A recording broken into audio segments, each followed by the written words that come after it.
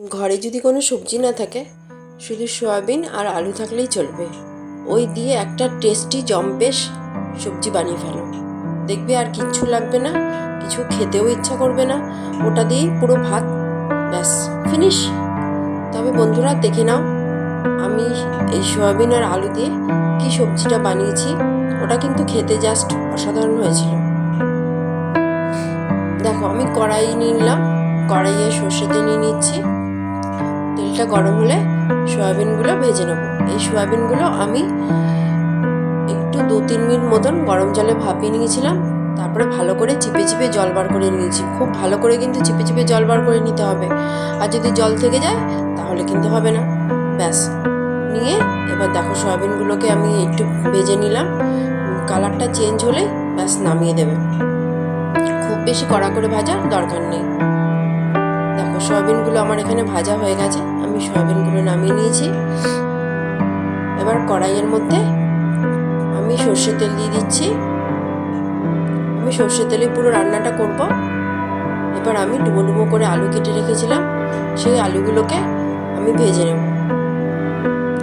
তোমরা যতটা ইচ্ছা ততটা আলু দেবে। এখানে আমি প্রায় 7-8টা মতন আলু ডুবো ডুবো করে কেটে নিয়েছি।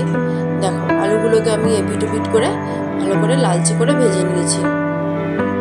আলুগুলোকে এমন করে ভাজবে যেন 80% মতন আলু নরম হয়ে যায় ভাজতে ভাজতে। দেখো আলুগুলো আমার ভাজা হয়ে গেছে, আলুগুলো আমি নামিয়ে নিলাম। এবার এই তেলের মধ্যে আমি জিরে ফোড়ন দিয়ে দিচ্ছি। ফোড়নটা একটু ভাজা ভাজা হোক, তারপরে আমি এখানে 3টে শুকনো লঙ্কা দিয়ে দিলাম। দেওয়ার পর শুকনো লঙ্কাটাও দেখো ভাজা ভাজা হয়ে গেছে, একটু নাড়িয়ে চাড়িয়ে নিচ্ছি। এবার আমি পেঁয়াজ দিয়ে দেবো, কুচানো পেঁয়াজ। এখানে আমি 2টো বড় সাইজের পেঁয়াজ কুচিয়ে নিয়েছি, ওটাই দিয়ে দিচ্ছি। পেঁয়াজটা বেশ ভালো করে কুচি কুচি করে কেটেছি। গ্যাসের আঁচটা মিডিয়াম করে পেঁয়াজটাকে আমি খুব ভালো করে একদম লালচে করে ভেজে নেব। দেখো আমার পেঁয়াজটা ঠিক এইভাবে ভাজা হয়ে গেছে।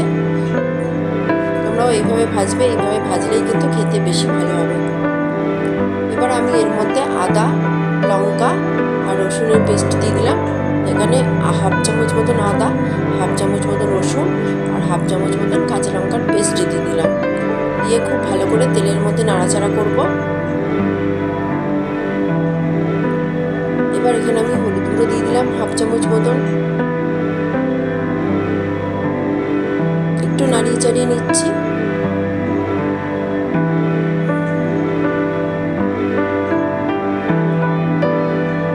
এরপর আমি 1/2 চামচ মতন ধনের গুঁড়ো দিয়ে দিলাম, 1/2 চামচ মতন জিরের গুঁড়ো দিয়ে দিলাম। দিয়ে মশলাটা কিন্তু খুব ভালো করে কষাতে হবে। মশলা যদি ভালো করে না কষিয়েছো তাহলে মশলার কিন্তু কাঁচা গন্ধ রান্না যখন হয়ে যাবে খাবারের সময় বেরোবে। এবার এখানে কাশ্মীরি লঙ্কার গুঁড়ো দিচ্ছি, এতে কিন্তু ঝাল হবে না, সুন্দর একটা কালার আসবে।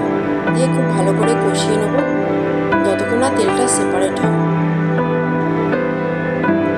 দেখো তেলটা সেপারেট হয়ে গেছে। এবার আমি এই টাইমে টমেটো পেস্ট দিয়ে দিলাম। একটা টমেটো আমি মাঝারি সাইজের টমেটো পেস্ট, ওটা দিয়ে খুব ভালো করে নাড়িয়ে চাড়িয়ে নিচ্ছি।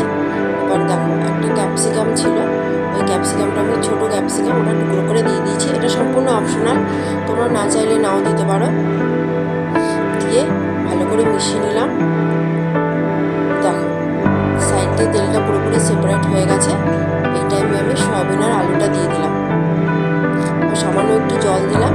জল দিয়ে খুব ভালো করে মশলার সাথে মিশিয়ে নেব। দেখো আমার মশলার সাথে মেশানো হয়ে গেছে। এবার আমি এখানে পরিমাণ মতো নুন দিয়ে দিলাম। নুন দিয়ে খুব ভালো করে মিশিয়ে নিয়ে আমি জল দিয়ে দেবো। আমি একটু ঝোল ঝোলও করবো, সেই জন্য এখানে আমি 1.5 গ্লাস মতন জল দিয়েছি। তোমরা যে যেরকম ঝোল খাবে সেই অনুযায়ী জল দেবে। জল দিয়ে খুব ভালো করে নাড়িয়ে চাড়িয়ে নিচ্ছি। এবার আমি ঢেকে রাখবো, মিনিট 15 মতন ঢাকলেই হবে। কেন ভাজতে ভাজতে তো আমার আলুটা অনেকটা নরম হয়ে গেছিলো, তাই বেশি ঢেকে রাখার দরকার নেই। 15 মিনিট পর ফিরে আসলাম, আর এর মাঝখানে আমি একটুখানি নাড়িয়ে চাড়িয়ে নিয়েছিলাম ঢাকনাটা তুলে। এবার একটু নাড়িয়ে চাড়িয়ে নিলাম। আমার আলুটা কিন্তু একেবারে খুব ভালো করে নরম হয়ে গেছে, রান্নাটাও প্রায় হয়ে এসছে। করবে, সাবস্ক্রাইব করবে, আর বাড়িতে অবশ্যই এভাবে রান্না করে খাবে, খেতে কিন্তু খুব ভালো হয়। এবার গরম মশলা গুঁড়ো দিয়ে দিলাম। বাড়িতে সবজি না থাকলে, অন্য কোনো সবজি না থাকলে এইভাবে রান্না করে খেতেই পারো। দেখো এবার একটা বাটিতে সার্ভ করে দেখাচ্ছি। দেখো বাটিতে সার্ভ করে দেখিয়েছি, ব্যাস কমপ্লিট।